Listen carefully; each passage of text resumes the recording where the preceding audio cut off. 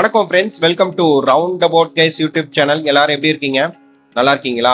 ஒவ்வொரு நாளும் ஒவ்வொரு கோயிலை பத்தி டீட்டெயிலா இந்த சேனல்ல பார்த்துட்டு வரோம். இன்னைக்கு நம்ம பார்க்க போற திருக்கோவில் பாண்டுகேஸ்வரருக்கும் பத்ரிநாத்துக்கும் இடையில் ஹனுமன் செட்டி என்ற ஊரில் ஒரு ஹனுமன் மூர்த்தியை பற்றி நம்ம டீட்டெயிலா இந்த வீடியோல தெரிஞ்சுக்கலாம். பாண்டுகேஸ்வரருக்கும் பத்ரிநாத்துக்கும் இடையில் பத்ரிநாத் செல்லும் வழியில் ஹனுமன் செட்டி என்ற ஒரு பழங்கால இடம் உள்ளது. அங்கு ஒரு பழங்கால ஹனுமன் மூர்த்தி உள்ளது. ஹனுமானும் பாண்டுவின் மகன் பீமனும் இந்த இடத்தில் சந்தித்தனர்.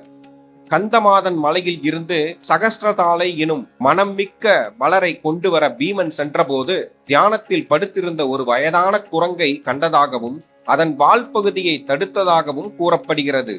பீமன் தனது வாளை பாதையிலிருந்து நகர்த்தச் சொன்னான். பின்னர் குரங்கு அவனிடம், நான் வயதாகி விட்டேன், நீயே ஏன் அதை மறுபக்கத்திற்கு நகர்த்தக்கூடாது என்று கூறியது. பீமனும் அந்த வாளை நகர்த்த முயன்றான். ஆனால் அவனது முயற்சி வீண் போனது. அவன் தன் முழு பலத்தையும் பயன்படுத்தினான். ஆனால் அதை நகர்த்தவே முடியவில்லை. பின்னர் அது ஒரு சாதாரண குரங்கு அல்ல என்று அவனுக்கு ஒரு உணர்வு ஏற்பட்டது.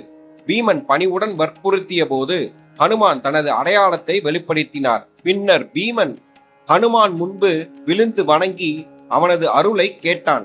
அர்ஜுனனின் தேரின் கொடியில் தானே அமர்ந்து அவரை பாதுகாப்பேன் என்று ஹனுமான் கூறினார். மகாராஜி ஸ்ரீ மாவிடம் ஹனுமானை இந்த இடத்தில் மந்திரன் பாடும் தோரணையில் நிறுவச் சொன்னார். பல ஆண்டுகளுக்கு பிறகு அவர் சொன்ன வார்த்தைகள் உண்மையாகின.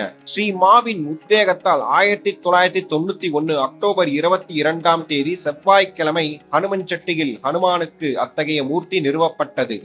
மீண்டும் ஒரு நல்ல பதிவில் உங்களை சந்திக்கிறேன். இந்த வீடியோ உங்களுக்கு பிடித்திருந்தால் லைக், ஷேர், சப்ஸ்கிரைப், கமெண்ட் செக்ஷனில் கமெண்ட் செய்யவும். நன்றி, வணக்கம்.